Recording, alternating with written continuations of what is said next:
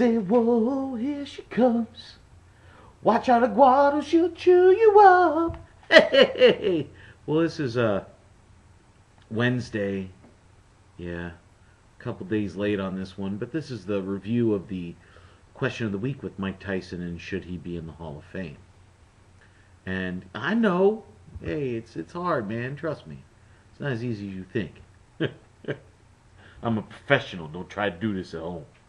Anyway, going over that, there were a couple comments that, it was a resounding yes. Mike Tyson should be in the Hall of Fame. I feel that way. You feel that way. It's obvious. One of them was R.J. Bonacolta, and said yes. They were talking about the fight, where he bit Holyfield's ear. Anyway, he said, Jake LaMotta even threw a fight for the Mafia, and he's in, and then Sonny Liston, notorious drug addict, those guys are in, and, he doesn't think Tyson is close to the line. It's just that it's so fresh in our minds. One man army kind of thing. To me, the Hall of Fame should only be concerned with the boxer's career, not their personal lives. Anyone that's ever been considered the heavyweight champ should get in regardless of their title reign or dominance. They talk about Johansson didn't have one sexual. Are you serious, Eduardo? You wrote this down on me, man? One successful defense of his title. I'm sure he had some sexual things on his side. Anyway, and he got in. They talk about the other guys. One-man army comes up again. If LaMotta and Monzon are in, despite their treatment of their wives, then you can't use it to block Tyson from being inducted. Even the great Sugar Ray Robinson had been accused of it. Does their induction excuse them of what they've done? So obviously Tyson deserves to be in. Let's see. Svovolf, Sovvolf, thinks he should be in mainly because he is boxing. And he says, go up to any random person and ask him about a fighter. And the two fighters that always come up are Muhammad Ali and Mike Tyson. And usually that could be flip-flopped. Mike Tyson, Muhammad Ali. He gave a lot to boxing, and he's a true legend, so he should be in. Let's see, Mr. LFC 5 times. The fact that Tyson was a bad man out of the ring and went in a downward spiral does not in any way hide the fact that he was the most destructive and explosive heavyweight of all time. Do not put Mike Tyson in the Hall of Fame would be a discredit to boxing itself. So, those were some of the ones, that were actually for it, and some of them that I kind of found that, might have been against it. Komodo 87 Fly, as a boxer, yes. As a human being, no. And I totally understand where you're coming from there. And Big Dick Small Nuts, yes, that was a stupid question, Big Fat Goo. So, while that wasn't really a negative response, it was kind of negative, and I felt I'd include that in there. So obviously, Mike Tyson deserves to be in the Hall of Fame. I mean, if you think he's not, then, without another person who made the comment, and I forget the name right now, and I apologize, but, by having Mike Tyson in the Hall of Fame just got more famous. So think about it that way. My next question of the week, okay, we're done with that one, and I want to thank you all for checking it out and leaving your comments and stuff. That was great. This second one that I want to go over is with the given recent fights that we've had with the ancient Archies, the Archie Moores of the world, like Bernard Hopkins, taking it to these young guys.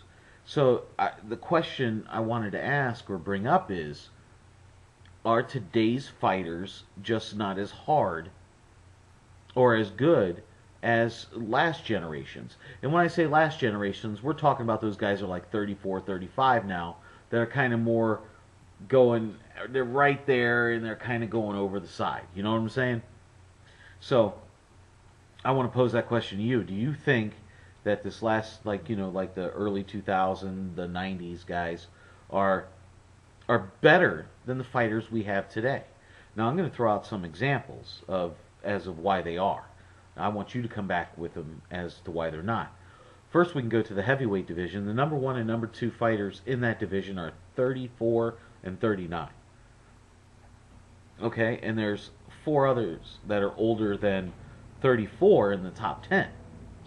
So, the heavyweight division, obviously. The cruiserweight division, the number 1 and number 2 fighters are 34 and 36. That's Steve Cunningham and Danny Green. You know, 3 or 34 or older in that top 10. In the light heavyweight division, the number 1 fighter in that division, Bernard Hopkins, is 45 years old. And 3 are 36 or older in the top 10 in the light heavyweight division. The super middleweight division is pretty straight up. The younger guys seem to have a hold of that. The one guy over 40 in that is Glenn Johnson at number 8. He's 41.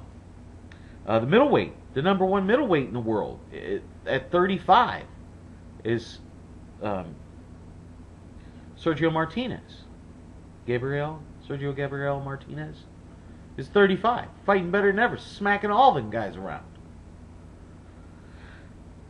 The number 3 light middleweight in the world, Sugar Shane Mosley. The number 6 middleweight or light middleweight in the world, the number 8 middleweight in the world are all 34. The welterweight division, 8 of the top 10 are 30 or older in the welterweight division. Andre Berto, I think, is 3rd in that one. The light welterweight division, they're squared away, man. They're young. And that's a young division. That's Samir Khan, that's Bradley, those young bucks. Yeah. The number 1 lightweight in the world is 37 years old, Juan Manuel Marquez.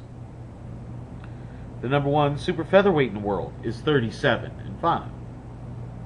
The number 1 super flyweight in the world is 35, and that's Narvaez. And when you're talking flyweight, man, like 15 is a grown adult at 102 pounds or whatever it is. You know what I'm saying? Like, the smaller you are, the quicker you grow. I'm not comparing people to dogs, but, you know, little teen dogs are like, they grow up fast and live for like forever. But the big dogs, you know, like, take anyway. So that's my posing to you is, I mean, we're looking at all these number 1s in the divisions, and they're all 34, 35, 37 years old. Where are these young bucks that are supposed to take it over? Mike Tyson, in the 80s, was the recognized number 1 heavyweight champion, the unified champion of the world, and he was like 24 years old. So what I'm saying now is where are these young bucks that are coming and they're going to take control? Are they out there? Or is this past generation just better fighters than this newer generation that's out? Let me know what you think. Give me some examples. Tell me what it is. Oh, well, we got the Super Sixes going on. Victor Chinian's in one of them. He's 34. So, you see what I'm saying? You know, and Glenn Johnson just beat up on Green, and he's 41. So, let me know what you think. Let me, are the guys now, do they have it too easy? Like, even when you're from the hood, and when you're from bad areas, I mean, we're the only country that, like, our poor people are fat. You know what I'm saying? Like, there's really no starvation. You know, it's crazy. So, was it harder back then? You know what I'm saying? Were the people just harder? You know what I'm saying? Were they tougher? You know, is there something wrong with the boxing trainers today? I mean, I know Freddie Roach, but Freddie Roach can't train them all. Manuel Sheward can't train them all. Nazim Richardson can't train them all.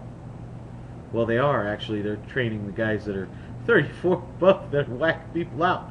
Okay? So let me know about that. Let me know what you think. Are these young bucks, are they just bums? They can't step up? They can't take the titles away? Or, you know, let me know. Or was that past generation just that good? All right? And I mean, super middleweights, they didn't get the young bucks in there till Calzaghe decided to retire, because he was smacking them all around. You know what I'm saying? Like, Kessler's way up there, but yeah. All right? Well, hey, this is Bigragu. Please comment, rate, subscribe. Let me know what you think. And I'm out.